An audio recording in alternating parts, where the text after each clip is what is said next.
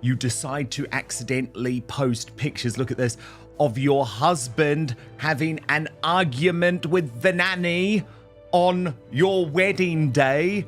Then what more is there to do? Meghan Markle continues to botch her business ventures, with as ever and one-off being key among them, of course. I am a wealthy woman, and therefore you should want to buy my products. A lack of as ever penetrating the market organically. As usual, Meghan reveals to us how wonderfully modest she is. If you are going to make a candle that smells like your children, first of all, hello, pedo bait. Second of all, they merged the Queen when she came out with Princess Lilibet A candle. 3-year-old girl pressing her tiny body behind a woman in a navy suit. That's the image. That's the one that started everything this week. Not a royal portrait, not a carefully staged moment. A little girl, Princess Charlotte, half hidden behind a nanny, while Prince Harry stood inches away, jaw tight, mouth moving, clearly not happy. And the person who posted this photo to 8 million followers, Meghan Markle herself. Today we're diving into one of the most chaotic weeks in Sussex history. And trust me, there have been a lot of chaotic weeks, but this one feels different. Because this time, the damage didn't come from a tabloid or a royal insider or a palace source.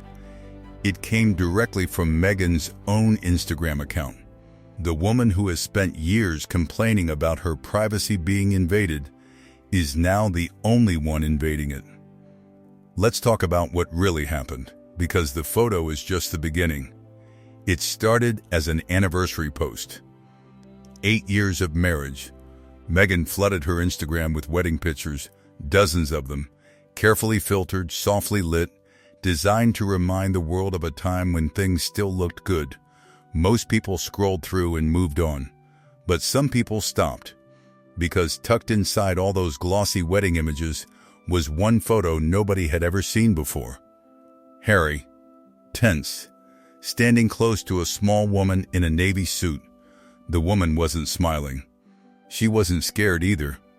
She was standing her ground, the way someone does when they've had to stand their ground before.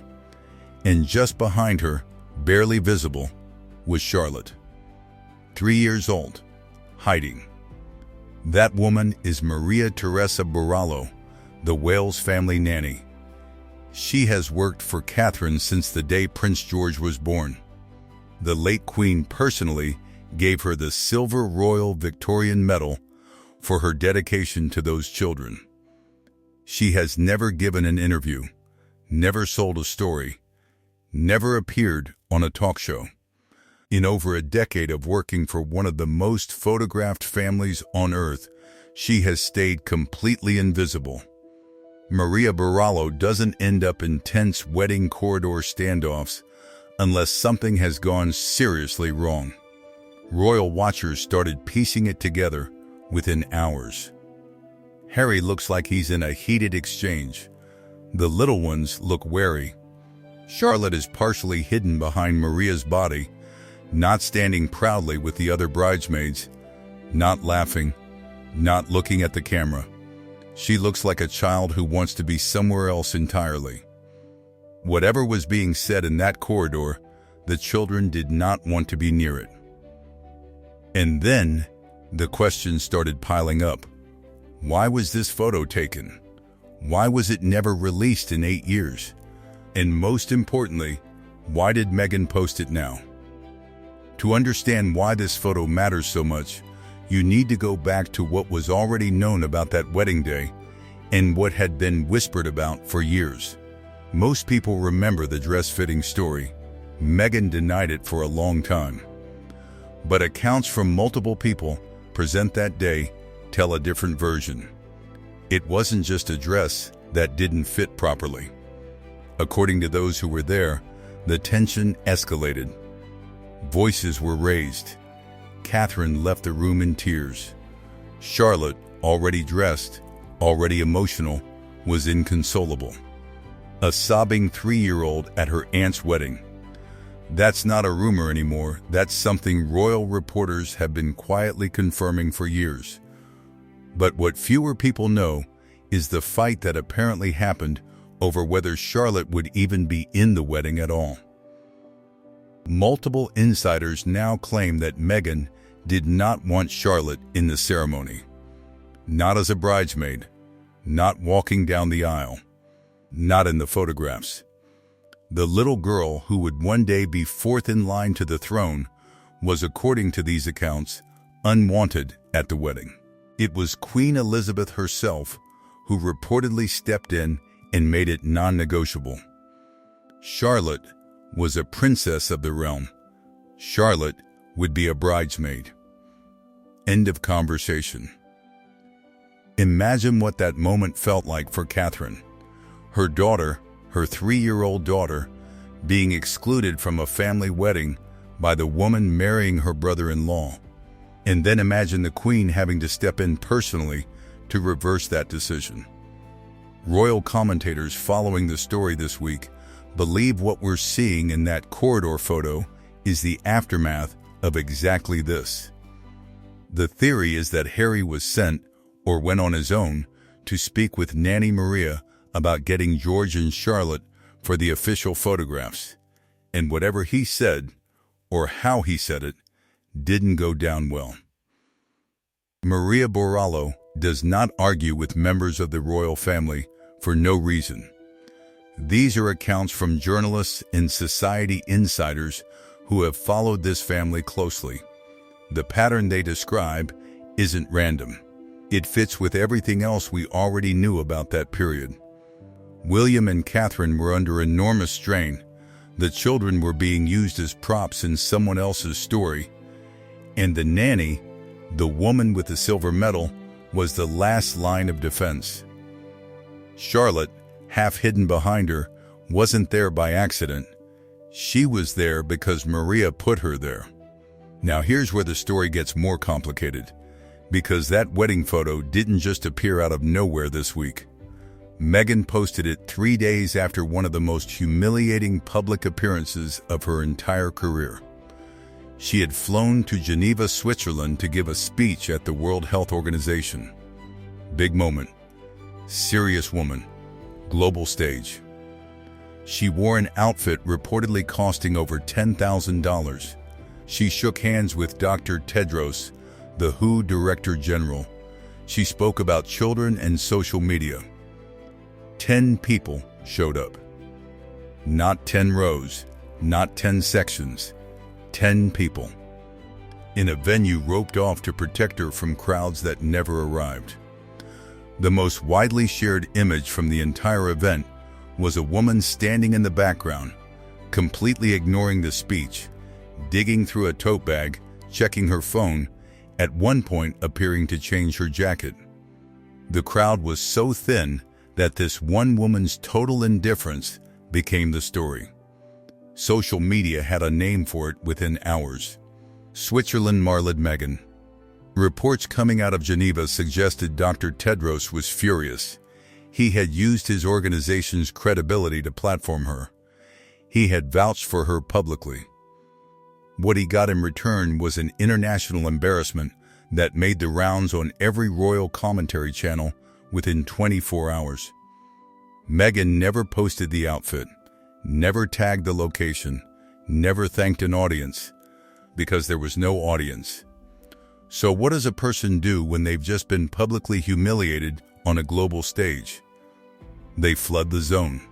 Within hours of Geneva, the anniversary posts went up. Dozens of wedding photos, carefully selected, heavily filtered, designed to pull attention back to a time when the world was still watching. And buried inside all those glossy images, the nanny photo. The corridor, Harry's jaw, Charlotte hiding. Whether it was deliberate or accidental, nobody can say for certain. What's certain is the timing. The wedding photo flood came immediately after the Geneva disaster. Not before, after. And then came the anniversary card. Meghan posted to her Instagram stories a handwritten card, apparently presented to her spontaneously by the entire British Airways cabin crew on her flight home from Geneva. Warm, personal, signed by the whole crew. She thanked them publicly, tagging British Airways, calling it a wonderful gesture. Frequent flyers spotted the problem immediately. British Airways does not centrally organize anniversary cards. The card is brought on board by the passenger. You request it yourself. You bring your own card if you want something personal. The crew signs it as a courtesy if they have time. It is entirely passenger initiated. Then people zoomed in on the signatures. One of them was Richie Rich, the cartoon character. A British Airways cabin crew member had apparently signed a Duchess of Sussex anniversary card with the name of a fictional cartoon rich kid. Someone had been filling out a card in a hurry. Someone was scribbling names. Someone got caught. This is the same week Meghan was positioning herself as a serious global health advocate meeting with world leaders. Let's put the full picture together now, because individually, each of these things might be brushed off. Together, they tell a story that's hard to ignore. Meghan arrived at the Who in a $10,000 outfit to speak to 10 people. She came home and posted a card she appears to have written herself. She flooded social media with wedding photos that included, buried inside them, a never-before-seen image of her husband in a tense standoff with a royal nanny while a 3-year-old princess hid behind her. And through all of it, every post, every story, every anniversary tribute, not one of her famous friends said a word. Oprah Winfrey, silent. Serena Williams, silent. George and Amal Clooney, silent. Priyanka Chopra, silent. James Corden, silent. Idris Elba, silent. These are people who flew across continents to attend this wedding 8 years ago. They sat in Windsor Castle. They were the A-list she walked down the aisle past. 8 years later, the only public anniversary acknowledgement came from an airline crew who appear to have been handed a card by Meghan herself. Oprah will write a full paragraph celebrating her gardener's birthday. Serena publicly hypes athletes she barely knows. The Clooneys throw lavish tributes for friends they see twice a year. For Meghan's 8th anniversary, every single one of them chose silence. That is not a coincidence. That is a verdict. And the isolation goes further than just celebrity friends. Charles Spencer, Princess Diana's brother, the man whose surname Harry has reportedly tried to claim, the uncle whose wedding eulogy Harry has quoted his entire public life, got married recently in Arizona. A short drive from Montecito. Harry wasn't invited. Harry found out from the news. Diana's own family looked at what Harry had become and decided he wasn't worth the trouble. Meanwhile, the house in Montecito sits unchanged. In a neighborhood where wealthy residents knock down entire homes and rebuild them as a hobby, the Sussex mansion has not been renovated in 6 years. The kitchen, the one now being used to film jam-making content for the As Ever brand, still has the original orange-brown cabinets, the copper pots hanging from the ceiling, the blue backsplash tile from whoever owned the place before them. The previous owner was a Russian fraudster named Sergei Grinch.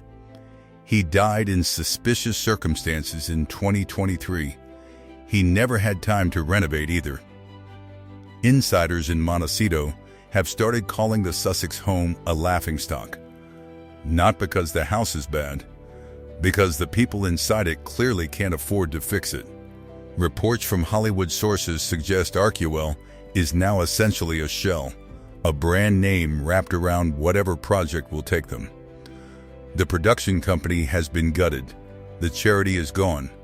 Most of the staff have been let go. The Netflix money, which everyone assumed was still funding the lifestyle, reportedly got poured into pallets of As Ever inventory. Jam sitting in a warehouse. Candles nobody is buying. Tea aging on shelves longer than it will ever be sold. That's the reality behind the carefully filtered Instagram posts. And then there's that photo again. That corridor. That child, Maria Borrallo, standing between Charlotte and whatever was happening in that hallway. The silver medal around her neck wasn't given for soft skills and nice manners.